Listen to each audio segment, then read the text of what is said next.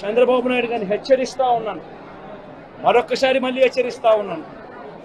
ఇది కరెక్ట్ సాంప్రదాయం కాదు, దయచేసి దీన్ని ఆపమని చెప్పి. ఇది నిజంగానే ఒకసారి మీరు కూడా వెళ్ళి ఒకసారి చూడండి, ఒకసారి ఏం పాపం చేశాడు నా పిల్లల్ని, ఎందుకు కొట్టారు, ఏం పాపం చేశాడని కొట్టారు. ఒకసారి హాస్పిటల్లో కూడా ఒకసారి చూడండి. ఒకసారి 90 మంది పిల్లలు ఇక్కడ జాయిన్ అయ్యారు. మధ్యాహ్న భోజనం పథకం సరిగ్గా జరగడం లేదు. పిల్లలు కనీసం బ్యాగుల సప్లై కూడా సరిగ్గా జరగడం లేదు.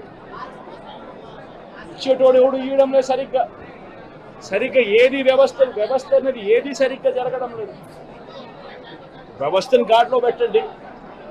మీరు ప్రజలు మిమ్మల్ని ఏదైతే ఓటు వేశారో ఒక కారణం చేత మీరు ప్రజలు 10% మంది ఓట్లు, మాకు రావాల్సిన 10% మంది ఓట్లు మీకు వైపు డ్రిఫ్ట్ అయ్యాయి అని అంటే కేవలం మీరు చేసిన మోసపూరిత వాగ్దానాల వల్ల డ్రిఫ్ట్ అయ్యాయి. ప్రజలు మీ దగ్గర నుంచి ఎక్స్పెక్ట్ చేస్తూ ఉన్నారు. రైతులు అల్లాడిపోతూ ఉన్నారు, రైతు భరోసా అందక. పిల్లలు అల్లాడిపోతూ ఉన్నారు, పిల్లలు బడులు స్టార్ట్ అయ్యాయి, కానీ తల్లులకు అమ్మఒడి కార్యక్రమం ద్వారా వస్తూ ఉన్నది రావడం లేదు. తల్లులు ఎదురుగా ఆశగా ఎదురు చూస్తూ ఉన్నారు, వాళ్ళని చూసుకోండి. అక్క చెల్లెమ్మలకి ఇస్తామన్నారు, నెల 1500 రూపాయలు ఇచ్చే కార్యక్రమం చూసుకోండి. ఇంటింటికి ఉద్యోగం అన్నారు, ఉద్యోగం ఇవ్వకపోతే 3000 రూపాయలు ప్రతి ఇంటికి నిరుద్యోగ వృత్తి అన్నారు. ఆ పిల్లలందరూ ఎదురు చూస్తూ ఉన్నారు, మీరు ఎప్పుడెప్పుడు ఇస్తారు 3000 రూపాయలు నిరుద్యోగ వృత్తి అని. అది చూసుకోండి.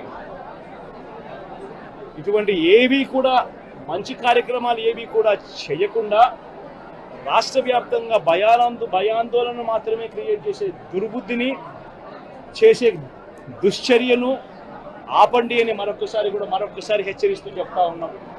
శిశుపాలను పాపాలు పండినట్టుగా వేగంగా జరుగుతూ ఉన్నాయి. తన పాపాలు పండడం అన్నది కూడా తను మర్చిపోతున్న సందర్భంగా మరొకసారి చెప్తా ఉన్నాం. ఇలాంటి సమస్యలన్నిటికీ ఒకటే మార్గం, ప్రజా చైతన్యం.